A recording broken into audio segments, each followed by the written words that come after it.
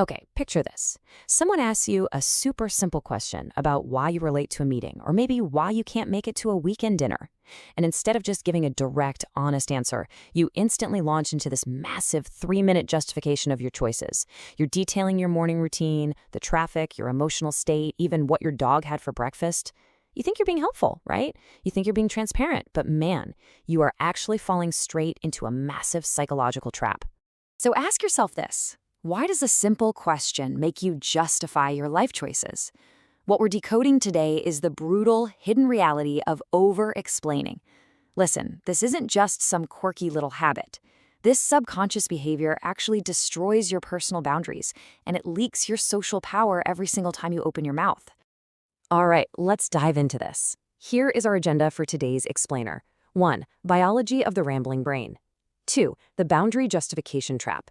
3. The over-justification manipulation trap. 4. Silence, terror, and filler words. 5. Stop blurting with the PRE framework. And finally, number 6. The ultimate fix, breath control. Let's get to work and start reclaiming your social authority. Starting off with Section 1, Biology of the Rambling Brain. To actually fix this problem, we first have to understand exactly where it comes from. You probably think over-explaining is a weak personality trait, or that you're just a classic people pleaser. But the reality? You're actually running a prehistoric survival program that is completely misfiring in the modern world. Think about it. 50,000 years ago, getting kicked out of your tribe meant dying alone in the wilderness with absolutely no protection and no food. Because of that, your brain literally evolved to treat any form of social exclusion or misunderstanding as a fatal life or death survival threat. Today, obviously, social rejection just means finding different friends. But your amygdala, it didn't get the memo. It still floods your system with stress hormones during a simple social misunderstanding. When those ancient alarm bells ring, you experience a full-blown biological panic response. Your nervous system basically forces you to over-explain because your primitive software genuinely believes that perfect compliance is the only thing keeping you from being exiled from the tribe and starving on the savannah. So it's a biological panic response disguised as politeness. It's not weakness, guys. It's just outdated biology desperately trying to save your life. Moving on to Section 2, the boundary justification trap. Now that we understand the biology behind it, let's break down how we subconsciously sabotage our own lives. Imagine a friend asks you to help them move on your one and only day off. You're exhausted, you want to say no, but instead of just setting a firm boundary, you hand over this massive laundry list of excuses. Your boss is writing you, you have laundry to do, your car is making some weird noise. Well, when you do this, you literally turn your boundary into a negotiation. Human beings are natural problem solvers. If you say your car is making a noise, they'll just offer to pick you up. Suddenly, boom, they've solved your excuse and you're trapped right into compliance. Over-explaining simply teaches people that your limits are completely flexible. So, the absolutely crucial point to remember here is this. No is a complete sentence, period. You do not need an excuse. You do not need a 3-minute backstory. And you certainly do not need permission to protect your own time. A high-status communicator just says, I can't make it this weekend, but good luck, and leaves it at that. Let's shift gears to Section 3, the over-justification manipulation trap. We've talked a lot about self-sabotage, but over-explaining isn't just an internal problem. It is a serious external threat. It actually exposes dark psychology at its absolute finest. When you ask a manipulator a simple question, like, say, why they were 3 hours late, they don't give you a straight answer. No way. Instead, they bury you under these highly detailed, agonizing 15-minute explanations. They'll describe every single step of their day, bringing up exact timestamps and totally irrelevant details. Finding the actual truth becomes mathematically impossible. That endless explanation isn't meant to clarify anything. It is specifically designed to exhaust your intuition and silence you through sheer informational overload. So when someone tries to bury you in an avalanche of context, you need a reliable escape hatch. Do not, under any circumstances, engage with the 50 side details they just threw at you. Here's what you do. Step 1. Anchor yourself right back to the reality of your original concern. Step 2. Politely but firmly interrupt their flow. And Step 3. Demand a simple yes or no answer. You have to cut straight through that informational noise and absolutely refuse to play their exhausting game. This brings us to Section 4, Silence, Terror, and Filler Words. moving right along, let's look at a trap that actively destroys your authority, especially in professional settings. And this happens because of our sheer, unadulterated terror of a quiet room.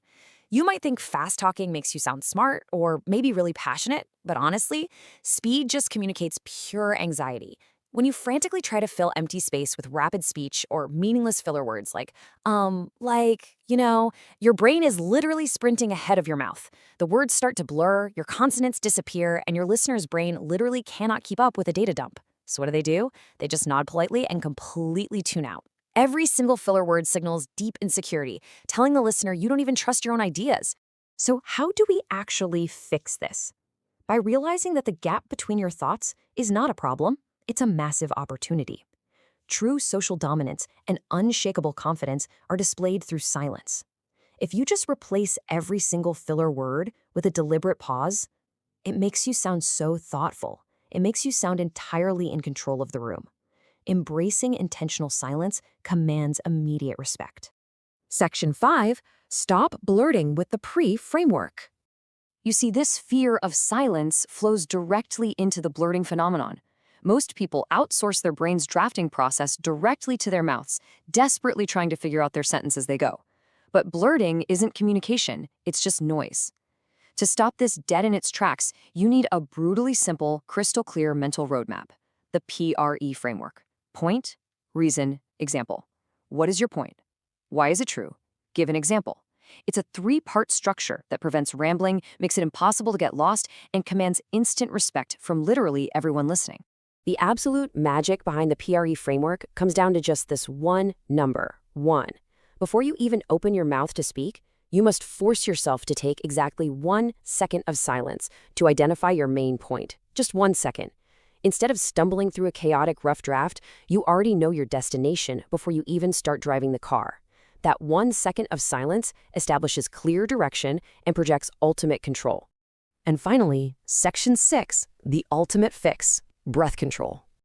Okay, so we know the tactics, but how do we actually override that ancient biological software that's screaming at us to justify our existence in the heat of the moment? Well, you have to attack the physical root of the anxiety. Everyone always says just take a deep breath, but nobody ever tells you how. Most people default to chest breathing, taking rapid, shallow breaths. This literally starves your brain of oxygen, tightens up your shoulders, and triggers full fight-or-flight panic. You are physically gasping for air. The fix is diaphragmatic or belly breathing. This is the deep breathing used by elite speakers, actors, and singers to physically hack their biology, steady their voice, and signal absolute safety to the brain. Here is the exact physiological cure. Step 1, breathe deep into your belly so your stomach actually expands. Step 2, this triggers your parasympathetic nervous system, sending a chemical signal straight to your brain that the bear is gone and you are totally safe. Step 3, your heart rate drops and that frantic need to over-explain just completely evaporates. When you control your breath, you control your pace. When you control your pace, you control the silence. And when you control the silence, you control the entire room. Real social intelligence is understanding that the most powerful people in any room are usually the ones who speak the least but say the most. If this explainer completely changed how you view your everyday conversations, make sure to hit subscribe and leave a like to support the explainer. I want to leave you with this final thought. Drop a comment below and let me know. Which of these over-explaining traps do you fall into the most? Are you stuck in boundary justification, relying on filler words, or dealing with manipulators? Keep building your social intelligence, and I will see you in the next one.